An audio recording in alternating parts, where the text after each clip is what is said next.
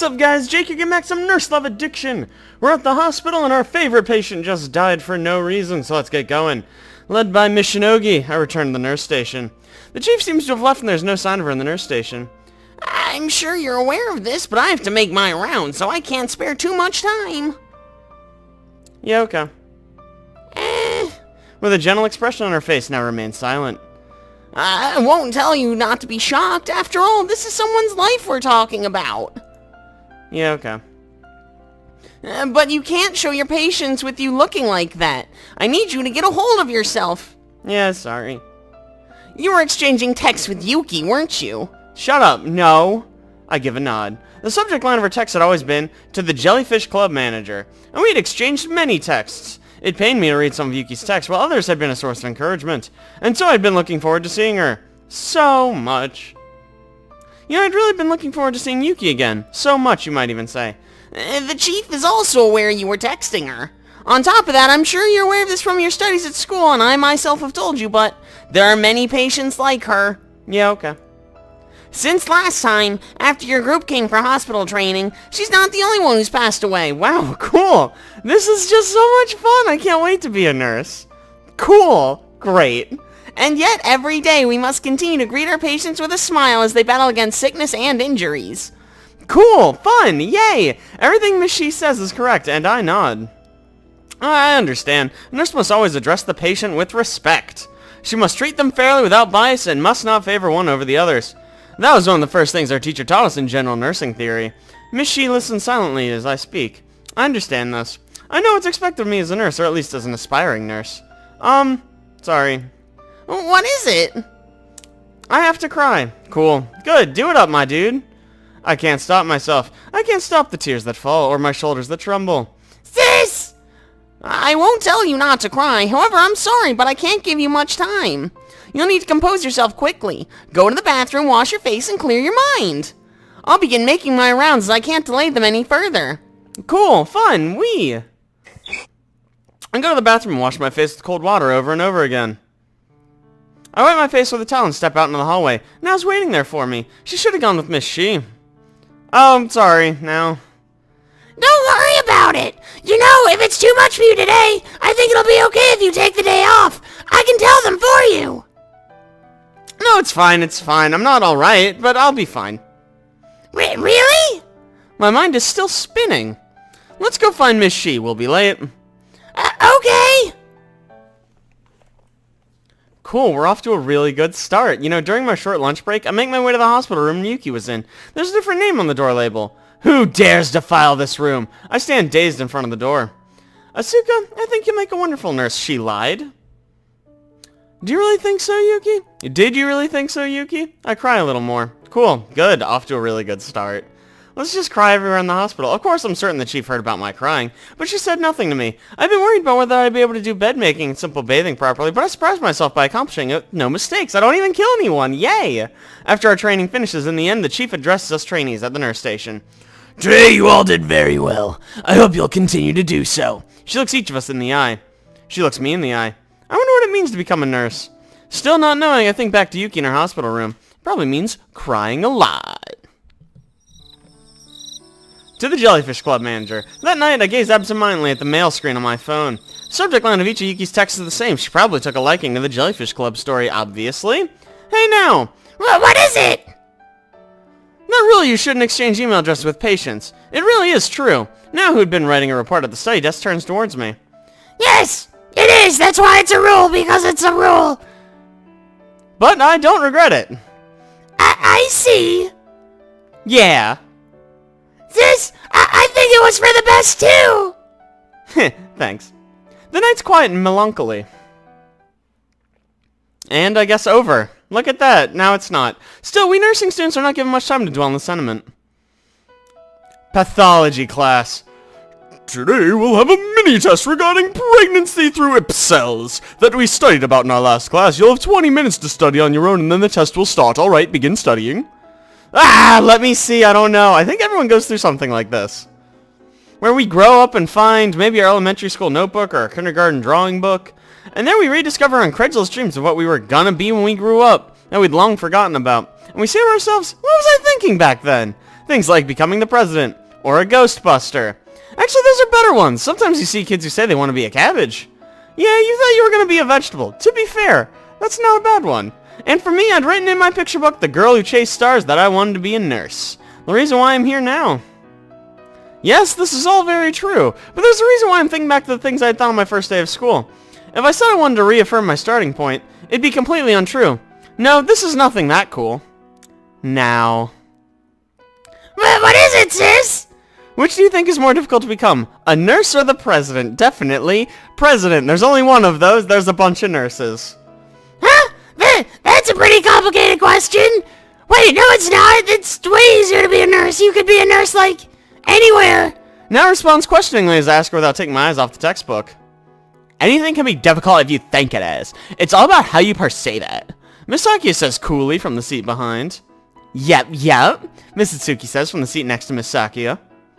But just because you tell yourself it's easy, the reality is that doesn't make it any easier. That's a harsh reality. Don't say unnecessary things, Itsuki. Shut your whore mouth. This is something I heard later. During the hospital training we had the other day, Misaki was also informed that one of the patients she talked to a lot during the previous training session had died as well. Concerning this, Misaki had said nothing, and I asked nothing. I wonder how Misaki felt. Ooh, bad. Part of me wants to ask her, but it's not something for me to just drop into the conversation. I'm sorry to interrupt during class. Saying this, Miss O'Hara enters the classroom just around the time the 20 minutes of private study is about to be over. Our teacher has a stern expression on her face. Oh god. I hope she didn't quit. Miss O'Hara? Miss O'Hara looks towards me. No, not towards me. Miss Takeda. She calls out Misaki behind me. Yes, is something the matter? Yes, I just received word from your family. Your mother has collapsed. Oh god, huh? They want you to return home immediately. Well, shit, how? She can't drive, can she? She's a student. A murmur ripples through the classroom. Eyes turn towards Miss Sakia. I understand. I'll go immediately. Itsuki, please take care of the rest. Wow, she looks pleased as punch. I bet she orchestrated her murder. Alright, leave it to me. Misaki's voice sounds calm. Miss Itsuki doesn't seem to have reacted much either. She probably collapses all the time, if I had to guess. It's probably like a thing that happens. Misaki, it's not a big deal. She collapses like all the fucking time. Excuse me. I know it's the middle of class, but I have to go. I understand. Now go. I bet she's just using this as an excuse not to take the test, the old collapsing mother routine. Receiving the teacher's approval, Miss Saki takes her bags and strides out of the classroom. How can she say it's not a big deal? Maybe because it's not a big deal. All I can do is watch Miss Saki's back. She walks towards Miss O'Hara. Princess, what should I do about them? Misaki turns around in response to Miss Itsuki's words, but instead of looking at Miss Itsuki, she gazes at me. Eliminate them. Then she replies to Miss Itsuki. You can tell them I'd rather they didn't respond with unnecessary concern. Gotcha. And also, stop calling me that at school. You know I hate it. After Misaki says this in her usual voice, she leaves the classroom with Miss O'Hara. But murmurs still continue to fill the classroom. Alright, study time is over. The test will begin. Well, have a heart, dude. Damn. Girls are just making me hurt throughout the classroom. Yeah, her mom just died. I'll tell you everything when we get back to the dorm. Saki won't come home today. Cool. Yay, fun. Everyone's dying in this game. It's so great. The thing about Saki is she was born when her parents were quite old. Cool. Now and I have been invited to Miss Itsuki's room. Ooh. We'd gone to her room once to leave our stuff here, and as soon as we'd entered her room, she began talking. Her tone seems to indicate no signs of concern. How old? I heard she was around 50, so I guess she's a little before 70 now. Jeez. Now, if our grandma was still alive... She died at 65 during the autumn of our 5th year in elementary school, but who's counting? So she'd be like 74? She's basically the same age as our grandma! Yup, that's why she's starting to show symptoms of aging. This isn't the first time she's collapsed. Miss Itsuki speaks in a dry voice, probably on purpose. Misaki must be worried, I said, apparently crying. Yeah. It's not that simple. If she was simply worried, she wouldn't leave her aging parent and enroll in a boarding school. There are plenty of nursing academies that aren't boarding schools. Oh, so she's just rude. Things aren't going well between Saki and her parents. Oh no. Well, basically her mother's very protective of Sakia, and Sakia doesn't like that. She was even against her becoming a nurse. Miss Sakia's words remind me of our encounter at the stairway on our first day of school. I was late to school due to personal family matters. So this was the thing I thought she wouldn't tell me even if I asked. Since she was born so late in life, maybe she dotes on her so much she can't help herself. Who knows? Even I don't know the details. So Misaki, you seem to only mention one parent. It's probably because the dad's fine and we love him, right? Sharp as always, little Asachi. Yeah, her other parent died when we were small. Cool, yay! Hearing this, I get a sense of why Misaki's mother would be protective of her. I'm sure you understand. Huh? Saki said I can only tell you because she doesn't want you to pry or feel sorry for her. Oh, cool. Try to make sure to respect her wishes. No. I feel sorry for her. Take that! The next morning on our way to school, we run into Misaki and Miss Atsuki. Good morning, Asuka, now. Good morning, Misaki. Morning, you're already back, yay. I came back on the first train. Itsuki's been showing me her notes from yesterday's classes. She forced me to wake up from what little sleep I get. You play games too much. I'm sure you took advantage of the fact I wasn't there to play until really late. Ah, I see. I'm pretty tired myself, actually. Yawn. Misaki lets out a small yawn. Cool. Probably due to what I heard yesterday, I can't stop myself from staring at Misaki. She's also hot AF. What is it, Asuka? Don't stare. Take a picture. It'll last longer. Misaki is nothing but her usual self. It must have been hard. Oh, you're right. Such words didn't leave my lips, but I remember Miss Itsuki's words. She doesn't want you to pry or feel sorry for her. You good, dude? So instead I end up mumbling and then panicking at slightly how natural I sound. Oh, that's the first time I've seen you yawn, Misaki. I was thinking how cute you looked. Good save. That's not weird. Misaki's face is bright red. What a rare sight. Well done, dummy girl. Princess Sakia's yawning face is one of her 3 major attractive features. Really? Really? Her yawn? Okay, whatever, dude. Stop it. I wonder what the other 2 are. Tits. Other tit. Yeah, I'm interested too. I don't have any. Stop talking about such stupid things. The morning is turning out to be a normal or even slightly more lively than normal morning. Yes, I think to myself, this is how it should be. Oh boy, I wonder who died today. I'm excited. Oh, Jesus fucking Christ, that was very urgent. During morning homeroom, there's an announcement from Miss O'Hara. Next week, the second year's capping ceremony will be held. Everyone, including you first years, will attend. Something happened. It will be held in the auditorium. All of you will attend wearing your training uniforms. Along with it being an important ceremony for the second years, it'll also be something you'll be participating in next year. Please approach it earnestly. Regarding the details... The capping ceremony. I'd seen a picture in the Tito Nursing Academy brochure. This will be my first time to actually see it for real. Even though we'll just be observing, the thought of it still makes my heart pound. The nurse's cap and the candlelight service. I'm so envious. This is the largest event in the Nursing Academy, possibly bigger than the graduation ceremony. In the dim auditorium, having your teacher place your nurse cap on you, standing in line with a single candle in your hand, reciting the Nightingale Pledge together. Next year, I'll be standing there. I hope, but I'm not sure. Oh, I'm sure you won't be. There's symbolic meaning behind the nurse's cap and the candlelit service. Do you know what it is, Mrs. Tsukitachi? Huh? No! Next year will be your turn, so please try to remember, you stupid idiot. White nurse's cap is a symbol of purity in big open quotes. The candle that the Nightingale held as she made her rounds at night symbolizes honesty that shines its light without prejudice. Both of them stand for things that are very important to being a nurse. Cool! Yay, I'm moved! All I'd considered until now was that the candles are pretty cool. It was written in the Tito Nursing Academy brochure. You didn't fucking read it? I'm sorry. Reading's hard! Fuck off! And that's the end of that scene. Neat. Why do we always look at the sky like this? Even if the ceremony isn't for us, as it draws closer, the more nervous I get. The capping ceremony is just important. Oh, look, there we are. A bunch of rolls. One of the things that you realize at the capping ceremony when you actually attend, it's hot. Yeah, it's because you're holding a candle, dude. Or maybe not you. Yes, the capping ceremony is hot AF. Bunch of girls in nursing uniforms, I'll believe it. Auditorium doors and windows, of course, are closed, and the air conditioning's been turned off to prevent the terrible situation of candles being blown out. Yeah, can you imagine? The auditorium's filled with trapped, stuffy heat. Ugh! Emoji face. Asuka, shut the fuck up! I'm sorry. The principal's standing at the podium along with several other teachers. Mr. Hara's also standing at the corner of the podium reading the names of the second years. In front of the podium stand the second year students, and behind that, we first years. The names of the second years are called individually, and they go to the top of the podium.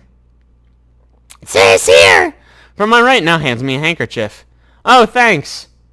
It's pretty humid in here since the air conditioning isn't working, / they turned it off like we explained a second ago. Yeah. I wipe the sweat with her handkerchief, then go back to watching the capping ceremony as it unfolds. One by one, the second years walk up to the podium. The principal plays a nurse cap on their heads, and they take a single candle and walk up to the candle by the statue of the nightingale. There's a lot of candles, I get it. They light their own candle and walk back up to the podium to stand in a row. They walk unadorned and solemnly.